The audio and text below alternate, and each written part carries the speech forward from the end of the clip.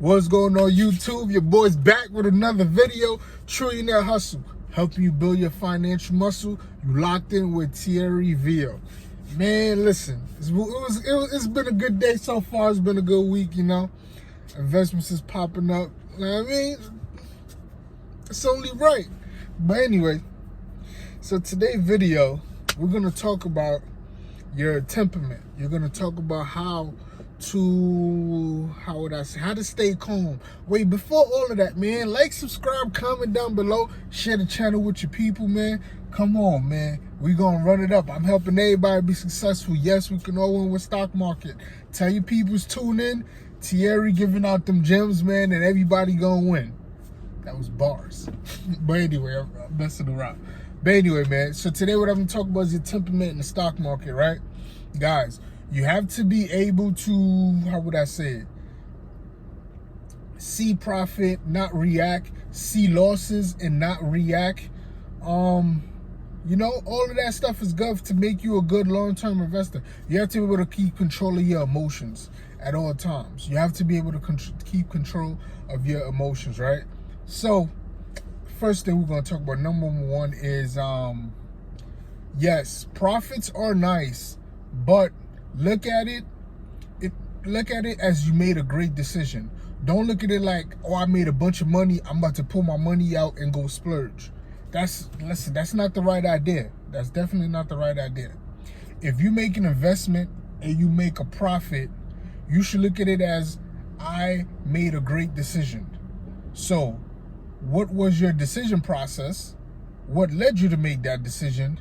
And rinse and repeat that with other stocks. And try to rinse and repeat that with other stocks or other companies that you're looking at.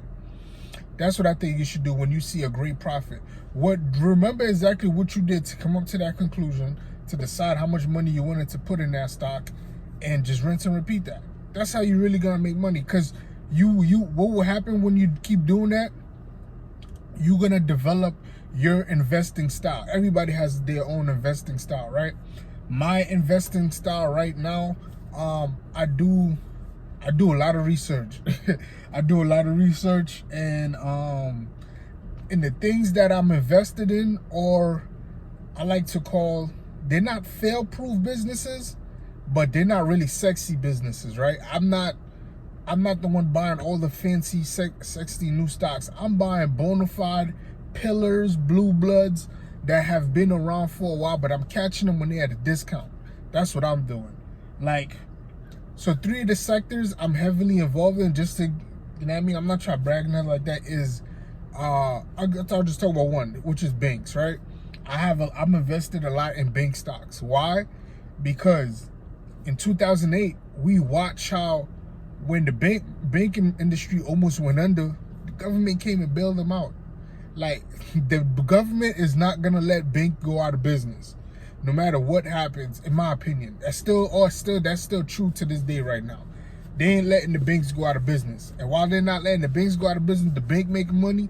I'm making money with the bank. Like, that's why I got a lot of, you know what I mean? That's not my whole portfolio, but a good, nice portion of my portfolio is in bank stocks.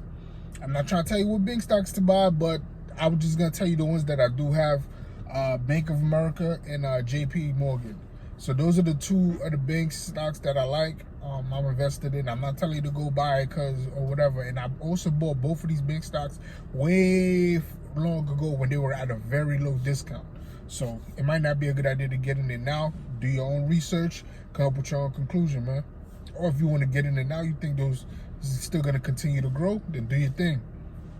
Now, that's not what this video is about. The second thing I want to talk to you about. Some people don't advise this, but I'm not a financial advisor, so I can say whatever I want. I always take my initial investment out. Now, I feel like when I take my initial investment out, that breaks the emotional connection I have with the stock, right?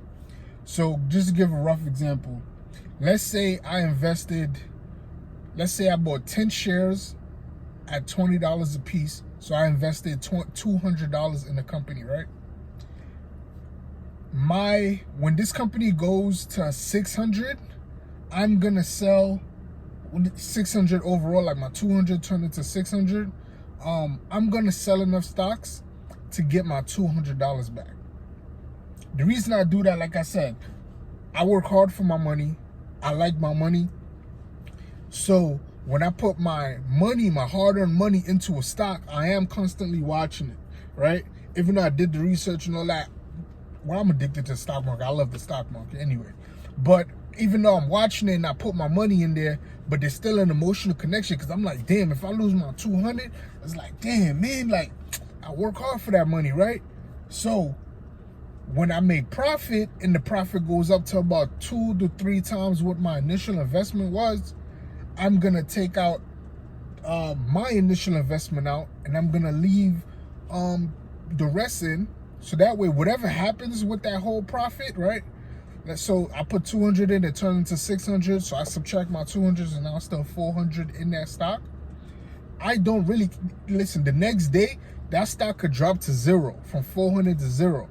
I don't care because I already took out my initial investment, right? So that's how I break the emotional ties with stocks. I take out my initial investment once that company have grown enough where I could take my money back out, you know what I mean? And I keep the profit. Now, when that profit is skyrocketing up and all of that, like I said, I go back to number one. I think, oh yeah, I made a great decision. Whatever I made, whatever steps I used to make that decision is what I'm going to keep repeating for my future decision, to keep making great decisions, right? So, and once I take that money out, I go to my next step, is repurposing the money. So, even though I always say get in and don't sell stocks and stuff like that, but once you sell the stock and you take out your initial investment, it is not for you to go splurge. That's not what it is for. You got to take that money out and put it in another investment. So you got to start learning how to repurpose your money. Take that same $200 and use it 5, 6, 7 different times to make you a lot of money, right? So the other stocks you've researched and you're ready to invest, once the first stock make a profit, you take out that 200 and you go put it over there and you let it do the same thing. You take that out and you do it over. Now, if you were only doing this with just the $200, obviously it's going to take you a long time, and like, listen, you're going to get great before you actually make some money. So the reason I'm saying that, so what I like to do is keep a certain amount of money in a certain sector.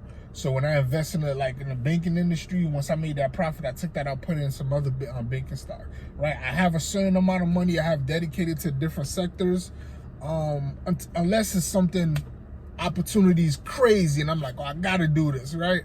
But for the most part, I'm just putting you guys inside my mind and how my mind works when I actually make these decisions, and how I actually have become, in my opinion, a successful investor so far.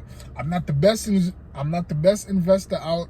I'm not no financial advisor, no guru or nothing like that, but my account looks pretty healthy. So I think I'm doing all right, right? So again, the 3 steps that we're talking about, the 3 keys, right?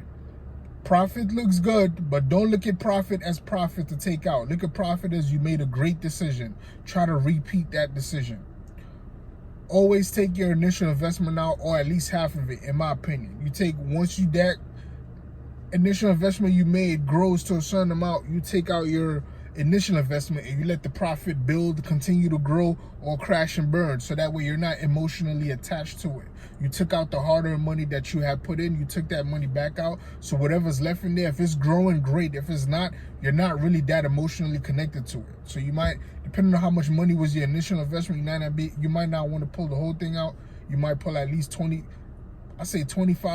to 50% of your initial investment. Just take some money back out when you do make that great, crazy profit. So you know you got some of your money back, right? And then third is repurposing the money. Once you take that money out, it's not for you to go splurge.